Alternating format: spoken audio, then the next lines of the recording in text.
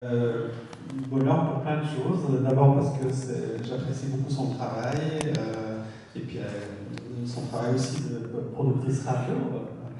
Et en plus, en tant que membre du jury du prix des écrivains du Sud, il faut dire qu'il y a eu unanimité sur son roman, donc La nourrice de Bacon, dans la catégorie roman. Il y avait deux catégories. Il y avait l'essai qui était Natacha Apana pour la mémoire des navets et Maëlys Bessery. Tout d'abord, c'est un livre qui termine une trilogie de livres indépendants entre eux d'ailleurs. Le premier, qui était aussi pour son premier roman un coup de maître, puisque un tiers-temps consacré à Beckett a eu le Goncourt du premier roman, et ensuite Les Amours dispersés consacrés à Yeats, et puis maintenant Bacon, qui ont alors, dites-moi le point commun entre ces trois personnages, j'allais dire. Bonjour à tous, je suis ravie d'être ici. Trois personnages, alors irlandais, en tout cas pour Beckett c'est assez incontestable, pour Yeats aussi. Pour Bacon, c'est un Anglais d'Irlande, autant dire qu'en Irlande c'est l'ennemi. Sa famille était visée par l'IRA, il est le petit-fils d'un des chefs de la police du comté de Kildare.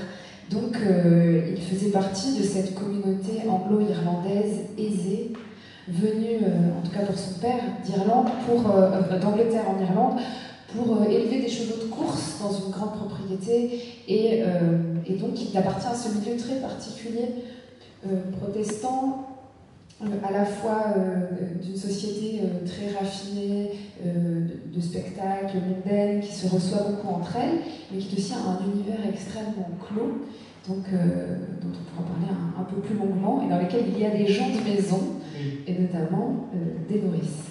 Oui. Et justement, vous avez une marque de fabrique sur ces trois romans, c'est toujours prendre, j'allais dire, de côté le personnage. Et là, tout est dans le titre, hein, la nourrice de Francis Bacon. Et comment vous pratiquez pour trouver cet angle-là chaque fois? Parce que ce n'est pas, évidemment pas une biographie, vous le dites clairement. Qu'est-ce qu'on s'autorise dans ces cas-là et qu'est-ce qu'on s'interdit, puisque quand même, vous parlez d'un personnage connu, et on verra après, qui a été quand même souvent traité. Moi, ce qui m'intéressait dans ces trois livres, donc qui sont trois livres complètement distincts, mais qui ont en commun ces rapports entre la France et l'Irlande, c'était de retranscrire mes impressions sur un artiste, mais lui et son univers artistique. Donc, pour Beckett, ce qui m'intéressait, c'était de faire un livre dans une sorte d'atmosphère beckettienne. Et donc, c'est vrai que la fin de vie, il est devenu plus beckettien que jamais, puisqu'il s'est retrouvé être un vieux qui attend la fin et à vivre ce qu'il avait écrit toute sa vie au théâtre, et à se retrouver dans cette situation particulière que d'expérimenter ce qui avait finalement déjà été expérimenté dans l'écriture, ce qui était aussi un moyen d'affronter la question de la maison de retraite et de la fin de vie et de la vieillesse sous un angle peut-être plus joyeux, en tout cas plus poétique, comme une sorte de période où la mémoire varie et où peut-être ça peut être un instant créatif différent. Pour Yeats, c'était encore une autre question, puisque c'est vrai qu'il est mort en France, à Roquebrune-Cap-Martin, dans le très beau cimetière qui plonge dans la Méditerranée, qui est aussi le cimetière du Corbusier. Et ce qui m'intéressait, c'était que finalement, à la croisée de l'histoire, puisque il est mort en 1939, il a été enterré dans ce cimetière par les Français qui ne savaient absolument pas qui il était. Il a été mis dans la fosse commune.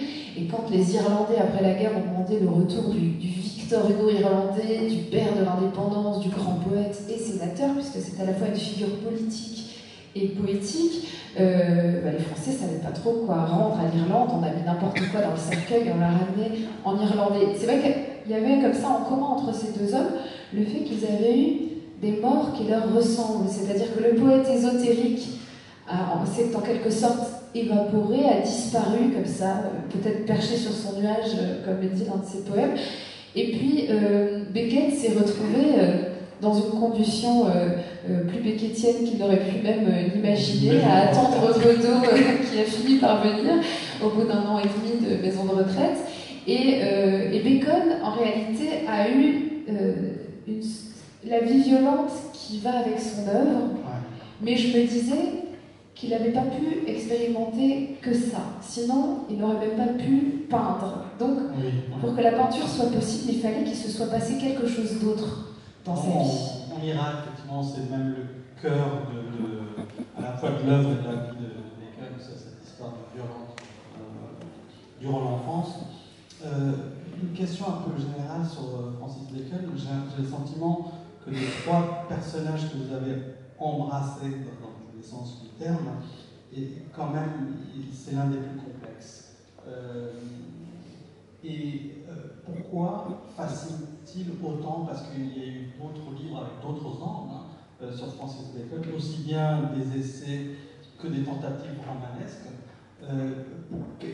Qu'est-ce qui fait qu'en dehors de ce côté né à Dublin, mort à Madrid, si vous vous souvenez bien, qu'est-ce qui fait qu'il vous a fasciné au point de passer beaucoup de temps? Parce qu'il faut le dire que quand on s'empare d'un projet romanesque, comme ça, on est tout le temps avec son personnage, à dire. En réalité, c'est cette question du pas de côté. C'est-à-dire que moi, de Bacon, je connaissais l'atelier, la peinture, mais aussi l'atelier, parce qu'à Dublin, il y a un endroit magnifique qui s'appelle la Hewlett Gallery, qui est l'endroit dans lequel l'atelier, on dit studio en anglais, a été déplacé de Londres à Dublin. C'est-à-dire qu'on l'a rendu à sa ville natale d'une certaine manière, à travers cet atelier qui est un endroit de chaos absolu, qui est une sorte d'inconscient à ciel ouvert, dans lequel il y a des pots renversés, des pigments partout, de la poussière, des essais sur les murs,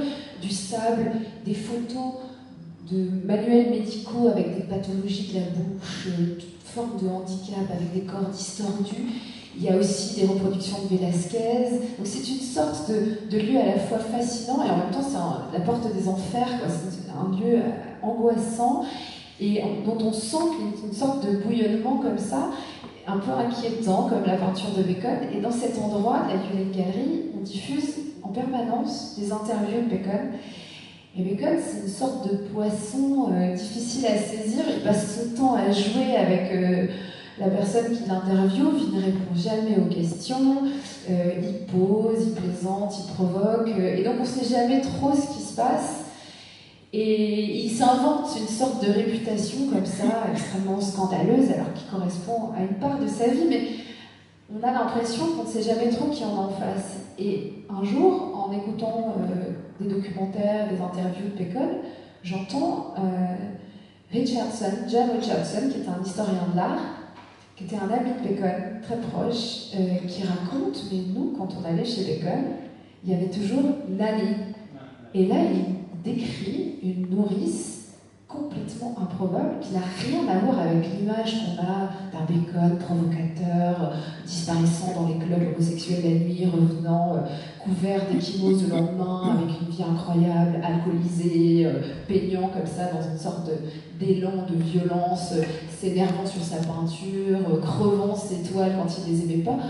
Et à côté de ça, très dandy, là on a l'image d'une petite mamie avec un chignon tressé qui partageait sa vie, qui est décrite comme une sorte de chapardeuse comme ça, qui piquait sur les marchés quand ils n'avaient plus d'argent, et qui a, Richardson dit, dirigé sa vie. Et là je me dis, mais qu'est-ce que c'est que cette histoire de Nanny? Et donc j'ai commencé à faire des recherches sur cette femme.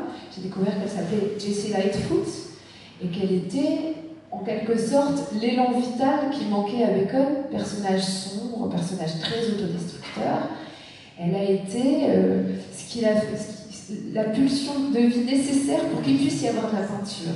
Et surtout, pour vous, elle a été l'angle de votre approche. En plus, effectivement, elle est presque l'anti-image de Bacon. Pardon, parce que je dis qu'elle a choisi l'angle de Nanny. D'ailleurs, vous ouvrez le roman par le portrait de Jessie Lightfoot. Vous pouvez peut-être lire un petit extrait parce que je absolument. C'est le tout début, c'est le prologue du roman. On dit qu'il y a ça donne une idée aussi. Il existe un portrait de Bacon qui s'appelle La nourrice du cuirassé Potemkin. Alors on la connaît tous, cette nourrice qui est assez lorgnon, qui se casse au moment où le landau du bébé dévale les escaliers.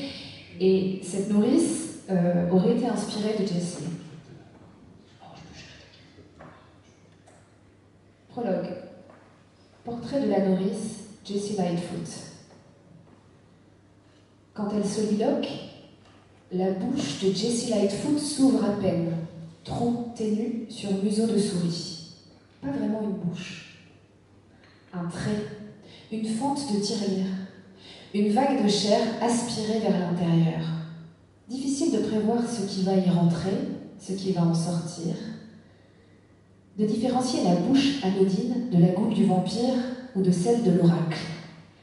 Il suffit d'une ouverture, d'un desserrement de mâchoire pour qu'elle devienne tout autre, laisse poindre un paysage vallonné, camailleux de roses dans un ciel dentelé d'ivoire. Tout dépend de l'instant choisi. Un simple bâillement au milieu d'un festin, et c'est la plongée dans l'abîme, dans l'antre obscur des massacres, le royaume charognard d'où gicle le jus des morsures, d'où craquent les os et les cartilages. En cas de douleur aiguë ou de danger imminent, la vue sur la bouche n'est bien sûr pas la même. Paroxysme de l'écartement, lèvres prêtes à se fendre, dents aiguisées, dévoilées au cas où. Quant au feu noir de l'orifice, il se nervure alors sous les vibrations du cri qui s'échappe comme un éther et rejoint les cieux pour gronder avec eux. La bouche est si changeante, si bavarde. Elle est la gueule de l'humanité tout entière, une pour toutes contenue en chacune, un mystère. Que peut dire celle de Jessie Lightfoot à présent, maintenant qu'elle est figée sur la toile, immortelle? Ses dents pourraient bien un jour avoir raison de la viande qui les enveloppe. La bouche mangée par elle-même comme de la couenne serait alors mise à nu, à jamais ouverte, maxillaire exhibé, incisive offerte. À moins que ce soit l'inverse, que la peau se tale au contact des dents dures, bouche de cuir d'hippopotame, croupon de vache rustique. Autre possibilité, que la mandibule humide prenne tranquillement son élan et finisse par cracher des kilomètres de babine aussi épaisse qu'une langue. Non, pas celle-ci, pas la bouche de Jessie Lightfoot. La nourrice du peintre, sa mère, est à jamais suspendue sur la balançoire de l'enfance. Baignée dans un océan de verre, déesse nue, bouche ouverte, elle raconte toutes les nuits à qui veut bien l'entendre ce qui grouille entre les mailles de la toile, ce que la peinture granuleuse a révélé et recouvert. Un vent de souvenirs s'échappe du portrait de la nourrice que le peintre a rendu à l'éternité. Elle souffle encore sur l'enfant blessé allongé sur la paille pour le réchauffer, l'enfant ensanglanté par le père qui a traversé la haine avant de la rejoindre, qui a mis une vie entière à s'écarter du fouet. Merci Louise. Justement, quand on s'empare d'un sujet sur lequel on peut vérifier ce que vous pouvez raconter, que sur la couverture d'ailleurs des trois de vos livres, c'est presque, comment dire, presque indiqué de manière assez forte roman. Vous l'expliquez aussi à la fin du tiers-temps.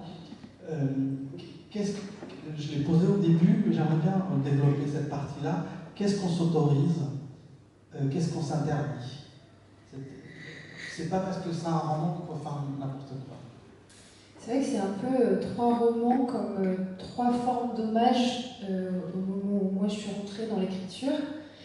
Et au lieu de peut-être de partir de cette idée un peu folle qu'on écrirait à partir de soi ex nihilo, c'est plutôt l'idée d'assumer aussi tous les auteurs et les artistes, parce que les peintres ça marche aussi, qui m'ont habité et qui m'habitent toujours, et de peut-être être une sorte de petit violon dans un orchestre, voilà, un petit violon beckettien, un petit violon nietzschien, qui vient non pas écrire comme le maître, mais qui vient retranscrire sa perception subjective, ses émotions de lectrice, de ce que c'est que d'avoir été immergée dans une œuvre. Et dans une œuvre qui est une œuvre en anglais. Et ça, pour moi, c'est très important parce que peut-être par inhibition, c'est plus facile pour moi d'écrire à partir... d'écrire peut-être loin, voilà, loin de moi, loin de ma langue aussi. Et c'est vrai que n'aimons pas trop l'écriture sèche ou blanche, je ne sais pas comment dire, un peu à la mode en France. Et étant dans l'incapacité,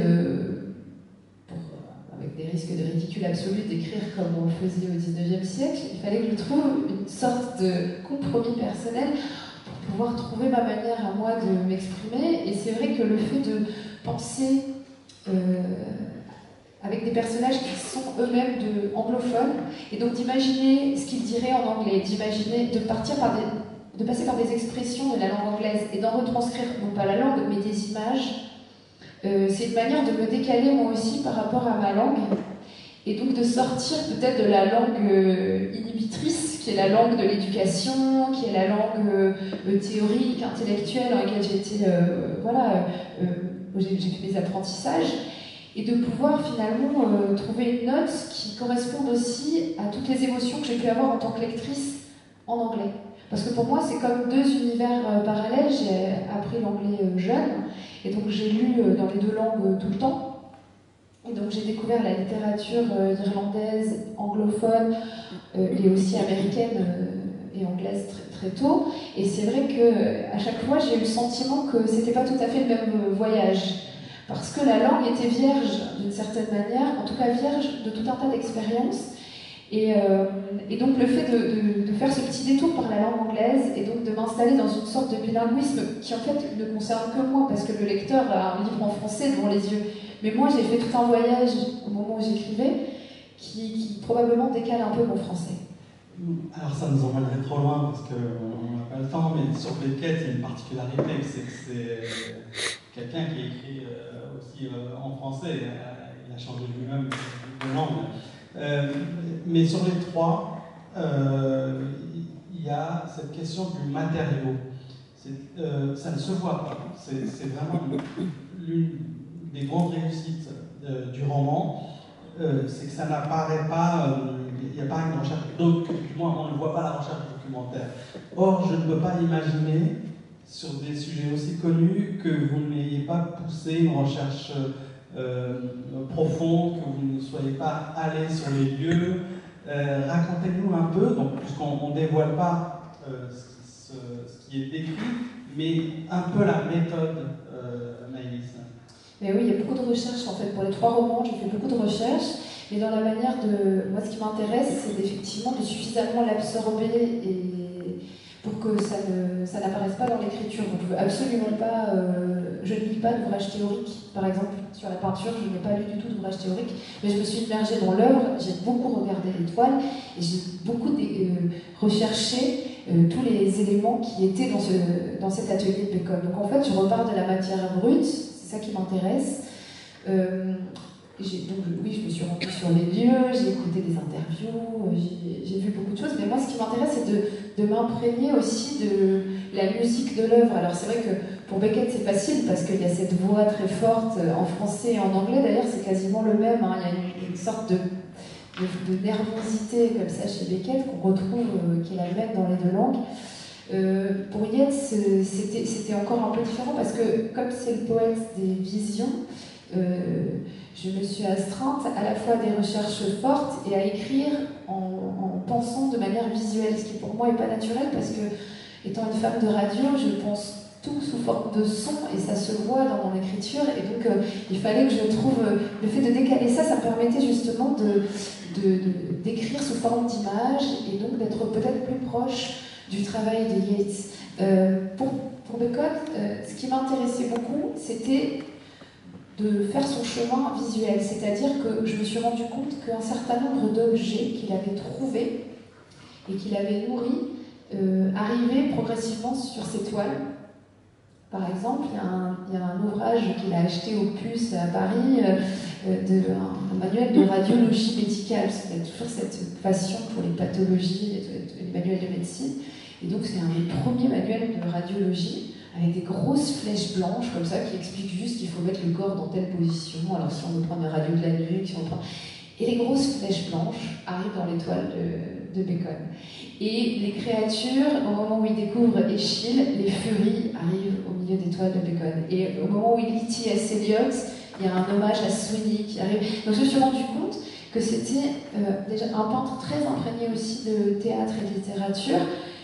Et j'avais un ressenti très fort d'une atmosphère baconienne qui pouvait trouver une sorte d'équivalent littéraire.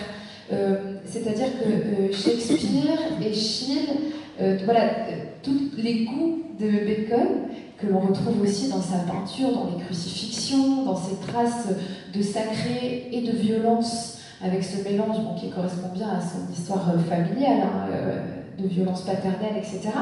Le pape, en fait, il y a une sorte d'univers comme ça entre le religieux, la profanation, un rapport à la mort extrêmement proche de la profanation, et un rapport à la violence.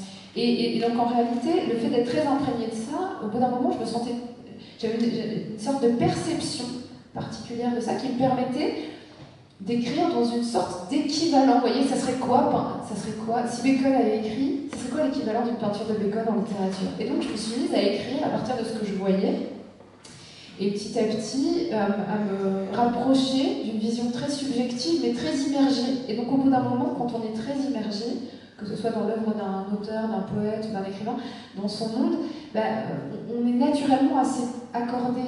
Donc il y a une sorte de proximité qui se crée tout en restant soi-même.